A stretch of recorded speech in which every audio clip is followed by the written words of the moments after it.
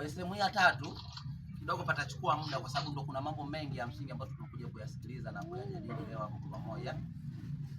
Sehemu ya kwanza ya kikao, kabla sijaanza kuzisoma moja baada ya nyingine, nazisoma tu kwa kwanza kwa fuzi, yani kwa utangulizi niseme. Kwa hiyo sehemu ya kwanza kikao, ya ajenda kuu za kikao ni kusoma na kupitisha muhtasari wa kikao kilichopita. Ikumbuke kwamba tulikata tarehe 27 mwezi wa 7 kikao, si ndivyo? Kwa hiyo kuna baadhi ya wajumbe hawakuwepo. Kuna baadhi ya wajumbe hawakuelewa kilichokuwepo, si ndivyo? Kwa hiyo hapa utapatikana wasaa wa kusoma muhtasari wa kile kilichofanyika mwezi tarehe 27 ya mwezi wa ngapi? Wa 7. Maana kila mtu aweze kufahamu kidogo, atoke na ABCD ya kile kilichofanyika kule, si ndivyo? Lakini pia taarifa ya pili au ajenda ya pili ni taarifa kuhusu ufungaji wa akaunti ya familia ijulikanayo kwa jina la Mkimu. Hii ndio ajenda namba 2. Tutakuja kuisikia vizuri na tutakuja kuiona vizuri namna gani inafanya kazi, si ndivyo? Sehemu ya tatu ajenda kuu za kikao, tuna mipango ya miradi endelevu.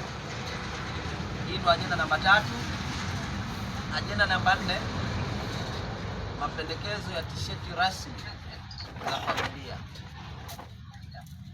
Ajenda namba 5, tutakuwa na ripoti ya utekelezaji wa maazimio ya kamati au za kamati, maazimio ya kamati.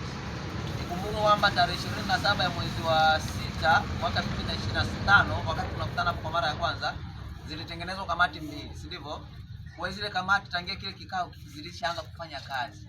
Kwa hiyo mpaka leo tunazungumza na nyinyi, hizo kamati bado zinaendelea kufanya kazi, si ndivyo? Kwa sababu bado zinaendelea kuishi na tunazipongeza kwa kuendelea kufanya kazi. Kwa hiyo lazima tunapokutana kwenye vikao kama hivi, si ndivyo, kupata mrejesho, tupate wasaa kupata mrejesho ya kile kamati ambacho walishakifanya au wameshakifanya, na watueleza hapa changamoto zao na mambo yao.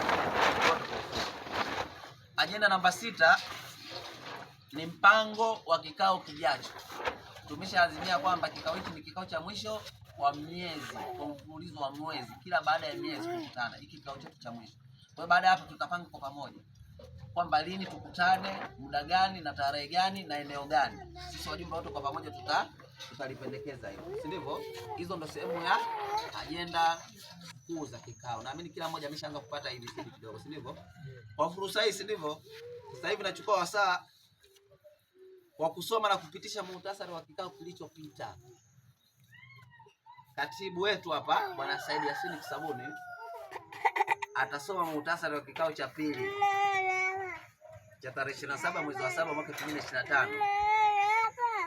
Wajumbe pia, kama kutakuwa na ulazima wa kutoa marekebisho, kusahihisha kwamba bwana tulikubaliana kitu fulani, mnaweza mkakifanya pia, si ndivyo? Kwa sio sharti sana, sio lazima sana.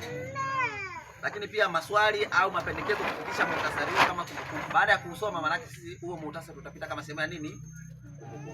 Kwa hiyo nichukue nafasi sasa kumkaribisha huyu kiongozi wetu hapa atusomee huo muhtasari wa kile ambacho tulishakifanya tarehe 8.